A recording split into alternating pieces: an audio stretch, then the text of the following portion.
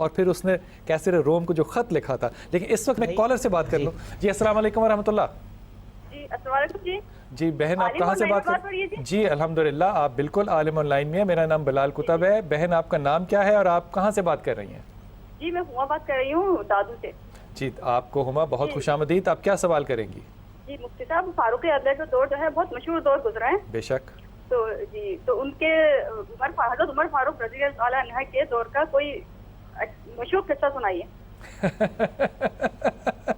اچھا بڑی خوبصورت آپ نے بات کی. اس میں مجھے یہ نہیں سمجھ آ رہی میری پیاری بہن کہ کس قصے سے شروع کروں اور کس قصے پہ اس بات کو ختم کروں. اگر آپ اجازت دیں تو میں اپنی بہن کے تواضع کے لیے وہ جو بات میں کہنا چاہتا تھا وہ عرض کر دوں.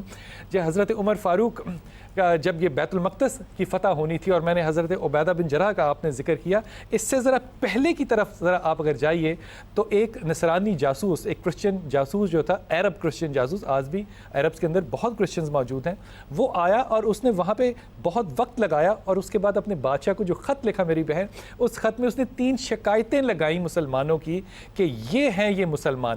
پہلی اس نے شکایت یہ لگائی کہ یہ عجیب لوگ ہیں, ساری رات سوتے نہیں ہیں, اس طرح عبادت کرتے ہیں جیسے ان کی زندگی کی آخری رات ہو. پھر جب دن چڑھتا ہے تو یہ شاہ سواری کرتے ہیں اور تلوار چلاتے ہیں اور ایسا لگتا ہے کہ ان کے پاؤں نے کبھی زمین کو چھوا تک نہیں ہے. اور پھر سب سے آخری شکایت جو اس نے لگائی, اس نے کہا ان لوگوں کے ساتھ لڑنے سے پہلے یہ سوچ لینا کہ یہ لوگ اس طرح کے ہیں کہ ان کے بادشاہ کے بیٹے بھی اگر چوری کر لیں تو یہ ان کے بھی ہاتھ کاٹ دیتے ہیں. اس سے آپ کو میری بہن ایک سبق پتہ ہے کیا ملتا ہے؟ صرف ایک ہی سبق ہے اس ساری بات سے, کہ مسلمان اگر یہ فیصلہ کر لیں کہ ان کا دن کیسے گزرنا ہے اور ان کی رات کیسے گزرنی ہے, تو میرے خیال میں پھر یہ آدھی اور پونی دنیا جو ہے یہ مسلمانوں کے ہی قدموں میں ہوگی. لیکن اس وقت ہمارے پاس اسکائپ کے اوپر ہمارے ایک قطر سے بھائی ہیں, غلام فرید, ان سے بات کرتے ہیں, یہ ہم سے کیا سوال کرنا چاہتے ہیں. السلام علیکم ورحمۃ اللہ وبرکاتہ. جی وعلیکم السلام. بلال بھائی میری طرف سے بھی آپ کو اور آپ کے پینل پر موجود علماء کرام کو السلام علیکم. وعلیکم السلام ورحمۃ اللہ. بلال بھائی میں ایک سوال پوچھنا چاہتا ہوں.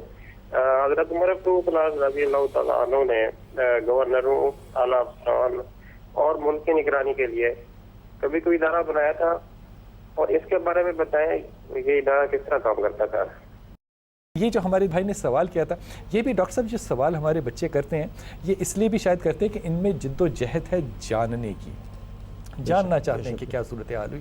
اب حضرت عمر فاروق کا جو ایک تجزیہ ہے بہادری کا, ایک سخاوت کا, وہ تمام چیزیں اپنی جگہ پہ ہیں, لیکن حضرت عمر فاروق کی جو ایڈمنسٹریٹو پاور ہے, ان پہ نظر رکھنے کی جو طاقت ہے اور جو ذہن ہوگا, اور پھر جو معاملات انہوں نے جس طرح سے اپنی سلطنت کے امیر المومنین کی حیثیت سے ہینڈل کیے, آپ کیا فرمائیے گا کہ یہ کون سی کیفیت تھی؟ یہ انسانی کیفیت تو نہیں لگتی. دیکھیے حضرت عمر رضی اللہ تعالیٰ عنہ کا جو ایڈمنسٹریشن ہے وہ تو یونیک ہے, اس کا کوئی پیرالل ہے ہی نہیں. تذکرے میں لکھا کہ ان کے ایک گورنر کے بیٹے نے کسی کو درے مارے. حج کے زمانے میں گورنر سارے بلائے جاتے تھے, مسلمان کسی نے آ کے شکایت کی, گورنر کو بھی بلایا, اس کے بیٹے کو بھی بلایا, اور اس آدمی سے کہا کہ جتنے کوڑے اس نے مارے تھے تم بھی مارو. سب کے سامنے اس کے بیٹے کو کوڑے مارے گئے. اس کے بعد اس کو گورنری سے معزول کیا اور ان کو کہا کہ تم ٹاٹ کا لباس پہنو گے کل سے, اور جو بیت المال کے جانور ہیں اونٹ وغیرہ ان کو تم چراؤ گے, یعنی گورنری سے اس کی طرف لے آئے. اچھا, جو انسٹیٹیوشنز کی آپ نے بات کی, حضرت عمر رضی اللہ تعالیٰ عنہ نے وہ انسٹیٹیوشنز قائم کیے جو ان سے پہلے نہیں تھے. جیسے میں نے پولیس کا محکمہ اور آئی جی کی بات آپ سے کی, اسی طرح انہوں نے بچے کے لیے اور بوڑھے کے لیے وظائف مقرر کیے کہ ہر نو مولود بچے کا ماہانہ وظیفہ مقرر کر دیا گیا کہ جو بھی بچہ قلم رو میں پیدا ہوگا, آج برطانیہ نے اس کو اپنایا ہوا ہے اور عمرس لاء کہلاتا ہے, کہ وہاں نیدرلینڈ کے اندر آج عمر لاء کہلاتا ہے, بالکل, کہ وہاں بچہ ملکہ کے ہاں پیدا ہو یا مزدور کے ہاں پیدا ہو اس کا ماہانہ وظیفہ باندھ دیا جاتا ہے. اسی طرح بوڑھے لوگوں کے لیے چاہے وہ مسلمان ہو یا غیر مسلم, جو مسلمانوں کے قلم رو میں رہتا ہے اس کا وظیفہ مقرر کیا. پھر تذکرے میں یہ بھی لکھا کہ جب حضرت عمر رضی اللہ تعالیٰ عنہ کی افواج فتوحات کے لیے نکلیں اور وہ کسی ایک علاقے کو فتح کر کے اور وہاں امن و امان قائم کرتی تھیں, تو سٹی اسٹیٹس تھی اس زمانے میں, چھوٹے چھوٹے حکومتیں تھیں, جیسے آج کل شہر ہیں, اس زمانے میں مملکتیں تھیں. تو برابر کی مملکت کے لوگ رات کی تاریکی میں آ کے ملتے تھے کہ صاحب جو نظام آپ نے یہاں قائم کیا ہے, جو انصاف یہاں قائم کیا ہے, جو میرٹ کا نظام قائم کیا ہے, تو اور جو آپ نے یہاں امن و امان قائم کیا ہے, آپ ہماری بستی میں بھی آ جائیں, ہم قلعے کے دروازے کھول دیں گے. اور اس طرح پورے علاقے ایک کے بعد دوسرا فتح ہوتا چلا گیا, اور رومن امپائر, پرشین امپائر کا خاتمہ اللہ تعالیٰ نے.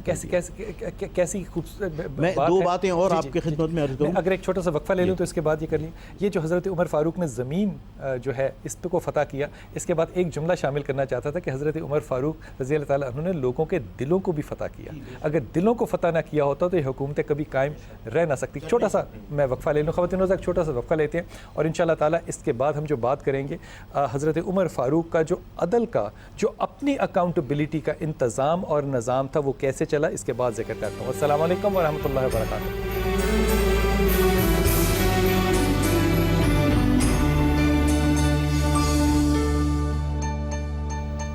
بسم اللہ الرحمن الرحیم. السلام علیکم ورحمۃ اللہ وبرکاتہ. خواتین حضرات, بریک پہ جانے سے پہلے میں آپ سے عرض کر رہا تھا کہ حضرت عمر فاروق کی اکاؤنٹیبلٹی جو ہے انشاءاللہ تعالیٰ اپنے مہمانوں سے ان کا میں ذکر کرتا ہوں, لیکن کیونکہ ڈاکٹر صاحب اور شیخ صاحب کی بات سے میرے جذبات جو ہیں وہ زیادہ ابھر کے آ جاتے ہیں, کالر کو لینے سے پہلے ایک چھوٹا سا آپ سے ذکر کرتا چلا جاؤں کہ حضرت عمر فاروق کو وہ عورت ملی جو کہ بوڑھی تھی اور ایک ڈنڈے کے زور پہ اپنی کمر کو سیدھا کر رہی تھی, اور حضرت عمر فاروق رضی اللہ تعالیٰ عنہ نے بازار میں کھڑے ہو کے بہت دیر اس سے باتیں کی, اور پھر جب آپ سے پوچھا گیا, اور یہ حضرت ان کا نام خولا تھا, جب ان سے پوچھا گیا کہ آپ اتنی دیر لگا رہے ہیں, اتنا امپورٹنٹ کام ہم نے جانا تھا, تو حضرت عمر فاروق کا کیا خوبصورت جواب تھا.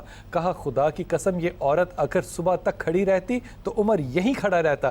یہ وہ عورت ہے جس کی بات آسمان پہ, 7ویں آسمان پہ خدا سنتا ہے, تو اس زمین پہ کیا عمر اس کی بات نہ سنے. یہ وہ خاتون تھی ڈاکٹر صاحب جس نے کہ رسول پاک صلی اللہ علیہ وسلم کے پاس آ کے کہا تھا کہ میرے شوہر نے مجھے یہ کہہ دیا ہے, تو آپ نے اس عورت کو وہاں مل کے اپنے ضروری کام چھوڑے اور خدا کی اس بندی سے باتیں کی جس کی آواز جو ہے اللہ 7ویں آسمان پہ سنتا ہے. جی السلام علیکم ورحمۃ اللہ وبرکاتہ. وعلیکم السلام ورحمۃ اللہ وبرکاتہ. آپ کون بھائی بول رہے ہیں, کہاں سے؟ جی شاکر بول رہا ہوں کراچی سے. جی شاکر بھائی, کیا سوال ہے آپ کا؟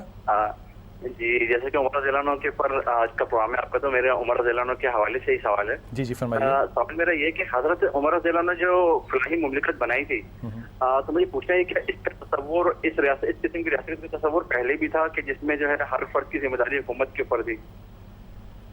اچھا, آپ کی فلاحی ریاست کیا اس سے پہلے تھی؟ جہاں تک میرا علم ہے میرے بھائی, جو ٹیکسیشن کا سسٹم تھا وہ ایجپشنز کے پاس بھی تھا, رومنز کے پاس بھی تھا, لیکن فلاحی مملکت جو ہے اس کا جو تصور ہے وہ ہمیں اس سے پہلے کہیں نہیں ملتا. لیکن میں یہ بات جو ہے یہ اپنے علماء اور مہمانوں سے جو ہے وہ کنفرم کرتا ہوں. ڈاکٹر صاحب آپ فرمائیے, کوئی تھا اس سے پہلے تصور؟ فلاحی ریاست میں اس سے پہلے تو ظالمانہ ریاستیں ہوتی تھی, بلکہ فلاح کا کوئی تصور ہی نہیں ہے, تو فلاحی ریاست کا تصور کہاں سے آ جانا بڑی. اچھا یہ جی جی جی جی یہاں میں اضافہ کرنا چاہوں گا. تھانوی صاحب نے ماشاءاللہ پچھلے اپنی باتوں کے اندر بڑی اس چیز کی طرف اشارہ بھی کیا ہے. یہاں اصل میں بات جو ہے وہ ٹیکسز کے حوالے سے یہاں میں تھوڑی سی بات کرنا چاہوں گا کہ دیکھیں سیدنا عمر رضی اللہ تعالیٰ عنہ کے زمانے میں ٹیکسز الگ چیز تھی اور زکوٰۃ الگ چیز ہے. بالکل یہ آج کل ہمارے ہاں کا جو سسٹم ہے اس کے حوالے سے یہ بات انتہائی قابل توجہ ہے. زکوٰۃ ٹیکس نہیں ہے, زکوٰۃ جو ہے وہ ٹیکس نہیں ہے, یہ عبادت ہے, ٹیکس نہیں ہے, اور سیدنا کوئی ثواب نہیں ہے. ہاں, اور سیدنا عمر بن خطاب نے مسلمانوں پر زکوٰۃ کے علاوہ کوئی ٹیکس نہیں لگایا.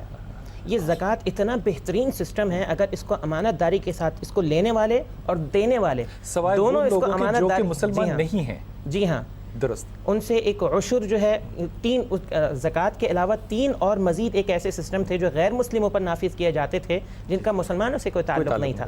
تو یہ تھوڑا سا ڈفرینس اور تھوڑا سا جو فرق ہے زکوٰۃ اور ٹیکسز میں, یہ ذرا ملحوظ خاطر جو ہے ہمیں جو ہے وہ رکھنا چاہیے اس حوالے سے. اور اس پہ ایک چھوٹی سی اکاؤنٹیبلٹی پہ خواتین حضرات مجھے ایک چھوٹی سی بات آپ اجازت دیں ڈاکٹر صاحب, شیخ صاحب, تو میں ایک عرض کروں کہ حضرت عمر رضی اللہ تعالیٰ عنہ سڑک پہ ذرا تیزی سے چل رہے تھے, تو اب جو ان کے ہاتھ میں چھڑی ہوا کرتی تھی وہ چھڑی کسی کے لباس کو وہاں سے جاتے ہوئے لگ گئی, تو آپ اس وقت جلدی میں تھے, چلے گئے. آپ کے ذہن میں تھا اگلے سال جب حج کا وقت آیا تو آپ نے اس شخص کو بلایا اور اس کو 600 درہم دیے اور کہا یہ تو حج پہ جا اور یہ خرچ کر. کہا حضرت عمر سے کہ یہ آپ مجھے کیوں دے رہے ہیں, کیونکہ اکاؤنٹیبلٹی حضرت عمر کی سب کو پتہ تھی. کہا کیونکہ تجھے یاد ہے کہ میں نے اس وقت میں بازار سے گزر رہا تھا تو میری چھڑی تجھے لگی تھی. کہا عمر مجھے اس بات کا ادراک نہیں, مجھے یہ یاد نہیں. کہا تجھے یاد نہیں ہے, مجھے تو وہ بات یاد ہے. اب یہ جو ڈاکٹر صاحب اکاؤنٹیبلٹی کا فیکٹر ہے, اس کو آپ کس نظر سے دیکھیں؟ دیکھیں حدیث شریف میں آیا کہ حضرت عمر رضی اللہ تعالیٰ عنہ نماز جمعہ پڑھانے کے لیے مسجد میں تشریف لائے, قد لمبا تھا, خطبہ دے رہے تھے تو ایک آدمی کھڑا ہو گیا اور اس نے پوچھا کہ جہاد میں چادریں آئی تھی لوگوں کو ملی تھی، ایک ایک ملی تھی، اور حضرت عمر کا چونکہ قد لمبا تھا تو ان کا